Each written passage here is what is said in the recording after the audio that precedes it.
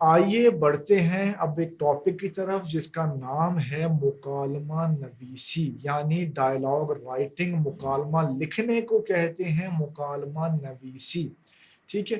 نویسی جو ہے وہ لکھنے کا معنی دیتا ہے۔ تو مکالمے لکھنا ایک بہت بڑا آرٹ ہے، لیکن اس کی ابتدا آپ کر سکتے ہیں طالب علمی کے زمانے سے ہی، جیسا کہ آپ کو بتایا گیا ہے کہ مرزا ادیب نے بھی اپنی لکھت کا آغاز، اپنی رائٹنگز جو ہیں ان کے نمونے پیش کرنا شروع کر دیے تھے جب وہ کالج میں تھے۔ تو آپ بھی چھوٹی موٹی تحریریں اس طرح لکھتے آئے ہیں، کہانیاں لکھتے آئے ہیں، مضمون لکھتے آئے ہیں، تو آپ مکالمے جو ہیں ان کی پریکٹس بھی کر سکتے ہیں۔ تو آئے ہم بڑھتے ہیں، مکالمے کا جائزہ لیتے ہیں کہ مکالمے کا معنی کیا ہوتا ہے، اس کا مفہوم کیا ہوتا ہے۔ کتاب سے آپ دیکھ سکتے ہیں، ہم نے صرف اس کو مختلف اجزاء میں تقسیم کیا ہے۔ پہلے آپ ہیڈنگ بنائیں گے مکالمے کے معنی اور مفہوم، ذیل میں آپ لکھیں گے کہ مکالمہ باہمی کلام اور بات چیت کو کہتے ہیں، انگریزی میں اسے ڈائلاگ کہا جاتا ہے۔ مکالمے میں ہم ایک دوسرے تک اپنے خیالات، تاثرات اور جذبات پہنچاتے ہیں۔ مکالمہ ہمیشہ کسی ایک متعین موضوع پر ہوتا ہے۔ اس سے اگلی ہیڈنگ آپ بنائیں گے مکالمے کی ماہیت اور کیفیت، یعنی مکالمہ جو ہے وہ آخر ہوتا کیا ہے، کس طرح اس کی شناخت کی جاتی ہے، اس میں کیا چیزیں ہوتی ہیں۔ تو مکالمہ اپنی ماہیت یعنی فارم کے لحاظ سے، اپنی ٹائپ کے لحاظ سے زبانی ہوتا ہے، تاہم اسے تحریری شکل بھی دی جا سکتی ہے۔ مکالمے میں باہم کلام کرنے والے اشخاص کے جوہر و کردار، نقطہ نظر، شخصیت کی گہرائی، زبان پر قدرت اور مسائل کو سمجھنے کی اہلیت کا پتہ چلتا ہے۔ کیا سمجھایا گیا ہے اس میں؟ مکالمے کی جو ہے وہ بارے میں کچھ باتیں بتائی گئی ہیں، مکالمے کی ماہیت کیا ہوتی ہے، یعنی کس طرح آپ اس کو جان سکتے ہیں کہ یہ مکالمہ آخر چیز کیا ہے، آخر اس میں کیا بتایا گیا ہے۔ تو مکالمہ جو ہے بنیادی طور پر ایک زبانی شے ہوتی ہے، یعنی دو اشخاص جو ہیں ان کے بیچ میں جو گفتگو ہوتی ہے اس کو، ہر شخص کی گفتگو کو مکالمہ کہتے ہیں، یا کسی ایک اس کے ٹکڑے کو، اس کے ڈائلاگ کو جو ہے مکالمہ کہتے ہیں۔ مکالمے میں کسی شخص کی جو تعلیم و تربیت ہوئی ہے، کس ماحول سے اس کا تعلق ہے، وہ چیزوں کو بارے میں انڈرسٹینڈنگ کس طرح کی رکھتا ہے، اس کی عمر کے لحاظ سے، اس کے تجربے کے لحاظ سے اس کے مکالموں میں چینجنگ آتی ہے۔ اگر ایک بچہ ہے تو اس کے مکالمے بچگانہ انداز کے ہوں گے، ان میں خاص طرح کی معصومیت ہوگی، کھلکھاریاں ہوں گی، یعنی کہے ہنسی مسکراہٹ ہوگی، تجسس ہوگا۔ اسی طرح اگر ایک ٹین ایجر کے مکالمے ہیں تو اس میں جو ہے وہ ٹین ایجر کی جو زندگی ہوتی ہے اس کا رنگ ڈھنگ جو ہے وہ مکالموں میں ملے گا۔ اسی طرح اگر ایک بزرگ شخص کے مکالمے ہیں تو اس میں اس کی زندگی کے تجربوں کا نچوڑ شامل ہوگا۔ تو یہی جو ہے ان لائنوں میں بتایا گیا ہے کہ مکالمہ جو ہے وہ پرسن ٹو پرسن ویری کرتا ہے۔ یہ نہیں ہوتا کہ تمام طرح کے افراد کے مکالمے ایک ہی رنگ کے ہوں، ایک ہی ڈھنگ کے ہوں، اور ان میں ایک ہی طرح کی علمی گفتگو یا زندگی کے بارے میں جو ان کی کا نقطہ نظر ہے، جو آئیڈیالوجی آف لائف ہے، ان کی زندگی کو دیکھنے کا جو انداز ہے، اس طرح ان کی جو ذاتی خصوصیات ہیں وہ جھلکیں گی پرسن ٹو پرسن، ہر شخص کے ساتھ یہ تبدیل ہوں گی۔ آئیے اب بڑھتے ہیں اگلی ہیڈنگ کی طرف۔ تو اگلی ہیڈنگ آپ بنائیں گے فنی لحاظ سے مکالمے کا نقص۔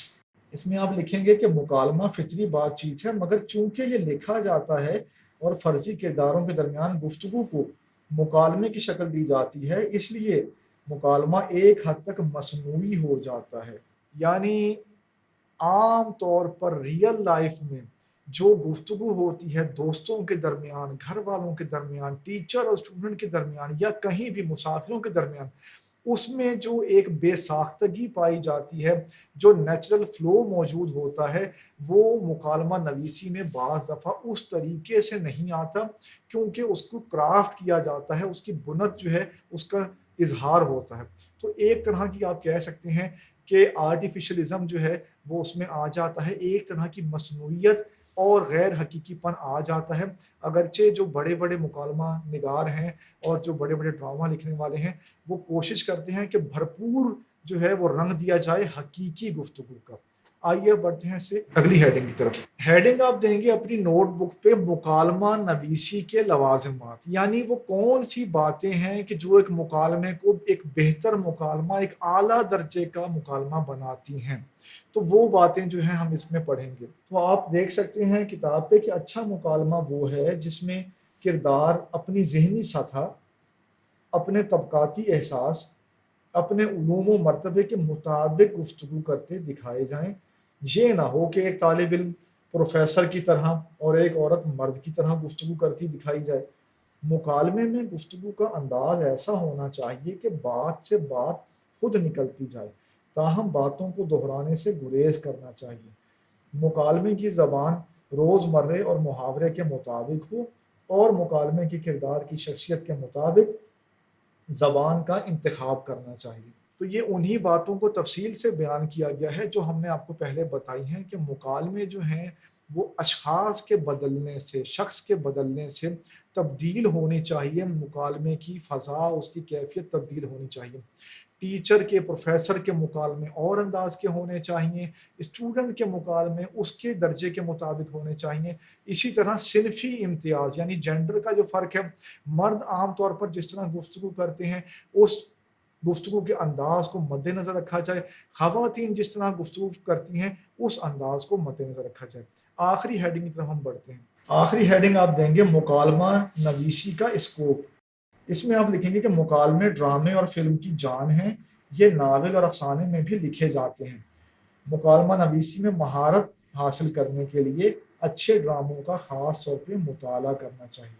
دیکھیں، ناول ہوں یا افسانے ہوں، اس کے علاوہ ریڈیو کا پلیٹ فارم ہو یا فلم کا پلیٹ فارم ہو یا ٹیلی ویژن کا جو ہے پلیٹ فارم ہو، یا آپ اسٹیج کے لیے کچھ لکھتے ہوں، تو یہ سب جو ہے مکالمہ نویسی کا اسکوپ ہے۔ ایک اچھا مکالمہ نویس جو ہے وہ ان سب جگہوں پر قسمت کو آزما سکتا ہے، خدمات اپنی پیش کر سکتا ہے ان سب جگہوں پہ۔ ہم نے آپ کے سامنے اب تک سبق کا پہلے حصے اور دوسرے حصے میں سبق اور مصنف کا تعارف پیش کیا، خلاصہ، مشکل الفاظ کے معانی اور 5 اہم نثر پاروں کی تشریح پیش کی۔ دوسرے حصے میں ہم نے ایکسرسائز میں موجود 10 سوالوں کا حل پیش کیا۔ آخر میں ہم نے آپ کو مکالمہ نویسی کے بارے میں بتایا۔ امید ہے ان ساری باتوں سے آپ کو سیکھنے کا موقع ملا ہوگا اور یہ چیپٹر آپ کا مکمل طور پر تیار ہو چکا ہوگا۔ میرا نام فرحان علی ہے اور میں tutoria.pk پر اردو کا آن اسکرین انسٹرکٹر ہوں۔